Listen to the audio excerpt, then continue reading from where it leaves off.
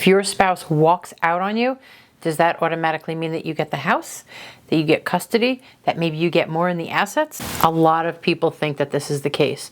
I'm here to give it to you straight, because the truth is, abandonment doesn't actually work the way most people think it does.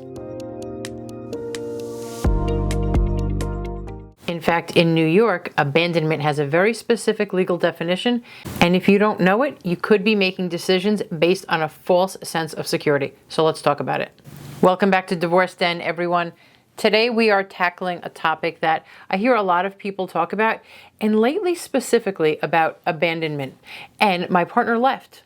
My partner left me for another paramour, another boyfriend, another girlfriend.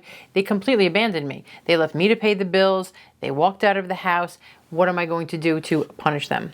And a lot of times people will say, well, doesn't that mean that if he left me with the kids, with the bills, with the mortgage, with all of that, doesn't that mean that I'm entitled to more?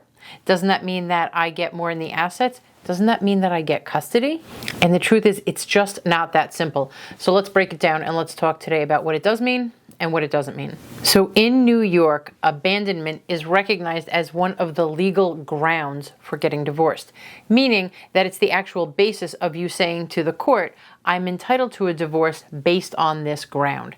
One of the grounds is abandonment, which basically means you can file for the divorce saying that your spouse abandoned you, which gives you the right to get that divorce. But here's the catch. Not every leaving counts the same. Not every leaving means the same thing, even for the grounds. So let's talk about the 4 key elements to leaving in New York. 1, leaving the marital home. So one spouse has to physically depart, pick up, move out of the marital home. Number 2, they have to have no intent to return. So we're not talking about someone who goes on a business trip for 2 weeks or for 6 months. We're talking about this person is leaving with no plan of coming back or resuming that marital relationship.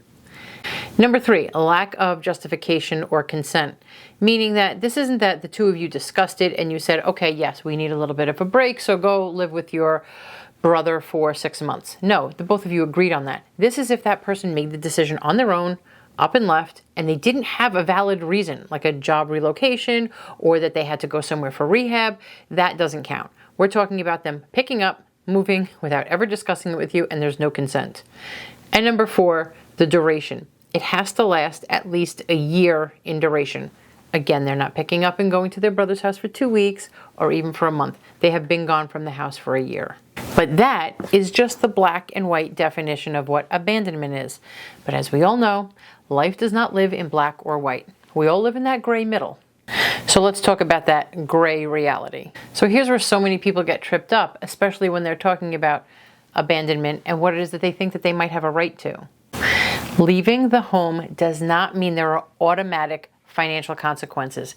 It doesn't mean the person that left is automatically going to be the loser in any type of divorce litigation. Because if your spouse just packs up all of a sudden and leaves and they're gone for a year or more, it doesn't mean that you automatically just get more. You don't get the retirement account. You don't get more in the house. You don't get more in spousal maintenance automatically. Because like I mentioned before, abandonment is actually one of the grounds just to say that you're entitled to the divorce. It doesn't mean there's anything automatic about you getting more in that divorce. Because you have to remember, New York is an equitable distribution state. So it means that equity or a sense of fairness is going to dictate how it is that your assets are divided, how it is that spousal support is going to be calculated, meaning that the court gets to decide that unless the two of you decided on your own. But one person abandoning or walking out does not mean that they are entitled to less in equity. And another big myth that I hear a lot is, well, my spouse abandoned me. That means that I get full custody. Hold it.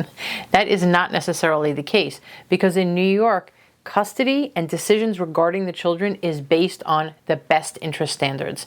Now, I've talked about it many times. Best interest really is very vague and it's very much up to the court. But when the court is deciding what's in your children's best interest, unless the two of you can decide that, but if a court is deciding what's in your children's best interest, will they consider this abandonment as part of it? They might. But there's nothing automatic about one partner leaving and then the court saying, oh, well, you left, so you're not a fit parent. You're not now going to have full custody. You're not going to have shared custody. It's automatically going to go to the person who stayed. That is just not how it works. So if your partner leaves, could you use that as justification or some type of evidence to show that they're not stable, that they are not reliable, that it's not in the best interest of your children for that partner to have shared custody? Of course, you can certainly use it as evidence, but there's nothing automatic about it. The judge doesn't have to consider that one act to prove that they are a bad parent. And now let's talk a little bit about the often overlooked cousin of abandonment. This is constructive abandonment. And what constructive abandonment is, it's basically when one of you refuses to engage in any sexual or intimate relations with the other one for a year or more without any sort of explanation, without any justification, whether it's a medical reason, whether it's an emotional reason, whether there's an actual reason for it. You have now emotionally and physically shut down from your partner for a year or more. That's what they consider constructive abandonment. Now, if someone is withholding intimacy from their partner as a way of punishment, as a way of holding something against them, could that be used against them? Absolutely. But it's also very important to note that if there's an emotional breakdown, there will almost certainly be a physical breakdown in intimacy. So just know that if you're going to use this as a ground in divorce, those sort of dry spells, those hills and valleys of a relationship are going to be expected. You're not always going to be intimate with each other, whether it's emotional or whether it's physical, and the courts know that. What we're talking about is a clear refusal to be intimate with your partner for a year or more without any reason, without any real excuse. And this piece of abandonment is really often overlooked or misunderstood because it doesn't involve physically leaving. When you think about abandonment, you're literally thinking about somebody abandoning someplace, physically leaving somewhere. Constructive abandonment does not involve physically leaving anywhere. What it really means is that you're withdrawing from the relationship in a fundamental way. So now, I'm repeating myself, I know that, but abandonment, constructive abandonment or not, is one of the grounds for divorce. It is not a reason for you to necessarily get more, for you to be entitled to a windfall when it comes to getting divorced. Which leads us to, what does abandon actually get for you?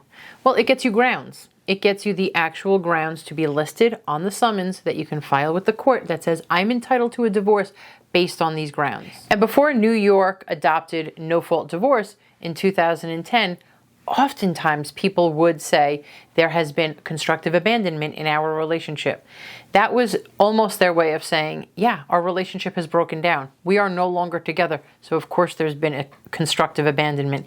Neither one of us are being intimate with the other because we are no longer together. Whether we're actually living separate and apart or we've started living separate lives, still living under the same roof, the constructive abandonment was used almost as a no-fault provision. And again, before the implementation of no-fault divorce in New York, this was so often used because both parties could generally agree, yeah, neither one of us have been intimate with the other. That's good. That's grounds enough for me. And these days, people use no-fault divorce because it's much easier. You don't have to prove anything. And so using abandonment as grounds, it's not as critical as it used to be. And while abandonment and even proving abandonment, if you had to prove it, if you went to trial, could that influence a judge's decision when it comes to spousal support, when it comes to equitable distribution, how they're going to divide assets? It might. But first of all, that's really not guaranteed. And secondly, unless your spouse agrees to it, you have to now turn around and prove that. That's going to cost you a lot of time and money. So let's talk about what abandonment cannot do. First, it does not automatically entitle you to all of the assets. Number two, it does not automatically entitle you to full custody. And number three, it does not automatically make you financially secure after this. There's nothing about punishing that person for leaving so then I get more. I need to make sure that I'm taken care of.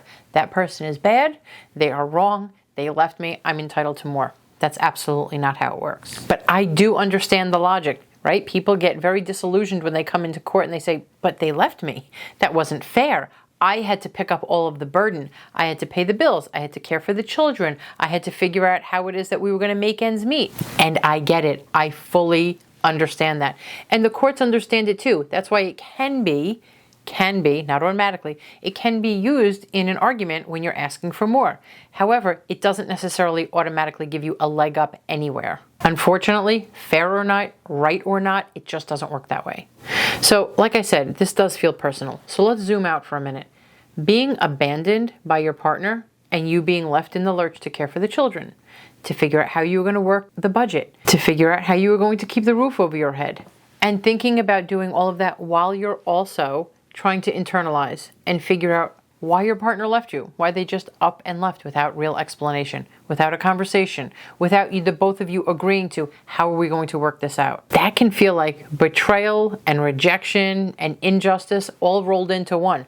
That's real. And that is often why people really want the other person to make it right, to come up with a way to compensate them for all of this pain that they felt. The issue is that the law does not measure your emotional pain in that way. The court is basically going to be focused on the logistics, support, the equitable distribution, and the custody of your kids. So if you're dealing with a partner who abandoned you, just know that is only one piece of the puzzle, because there's so much more beyond that. There's still the emotional healing, the financial planning, and then figuring out what's coming next for your life. It probably feels like the rug has been pulled out from underneath you and you are trying to scramble to make sense of the world. And this is why I always stress the importance of outside resources like a divorce coach or a therapist to help you gain clarity, to help you gain perspective and think about the way that you want your future to look. Instead of staying stuck in that feeling and that emotion and that reality of being abandoned by that person, start to think about how it is that you can build a future going forward that makes sense for you instead of staying stuck there. Because you're not going to get the resolution from the court that you think that you're entitled to, so you have to start to now put the pieces together to create your best future. So as a wrap up, let's talk about what abandonment actually means when it comes to New York law. It basically means that your partner is leaving. Your partner has left, they have no intent to return, they have no justification, and they've done it for at least a year. Or in the case of constructive abandonment, they have not been intimate with you and they have refused to be intimate with you for a year or more. And the second point is that abandonment can be used as grounds in New York, but it doesn't necessarily hand you an automatic advantage when it comes to your property distribution, custody, or even your support. And while it may not have the legal sweeping effect that you hoped that it would, just know that it's still valid. It's still recognized. And sometimes strategically, it can be important in your divorce case. You would obviously have to speak to your attorney about that. But it could, if proven, it could actually be a strategic element to your case. So if you're going through this situation, don't go it alone. Please contact a professional in your area who understands this, who knows the courts, and who can guide you properly on the best ways forward. You don't want to waste time and money and energy in court focusing on abandonment if that's not going to be a winning strategy for you. However, if there is a chance that you're going to be entitled to receive more, and I'm not talking about just being reimbursed for expenses that you laid out for a marital asset. I'm talking about your partner's abandonment being a real strategy and maybe an option for you to get more in equitable distribution, more in support. If that is the case, and again, only your legal professional in your area would know that, then I'm not telling you to let it go. What I am telling you is that sometimes it's not worth it and you have to let it go. And this is why. Because you need to remember that you being abandoned by that person, that was their choice. It does not define your worth. That was their choice to leave. It is your choice now to focus on your best future. Because while the parameters of the law might be limited in how it can address your pain, your best future is out there for you to go and grab. Thank you so much, everyone, for watching. If you found any value in this video, please like and subscribe and share this with anyone else who is on their own divorce journey, and let them know that abandonment by the other spouse does not define their worth, just like it doesn't define yours. I look forward to seeing you on the next video.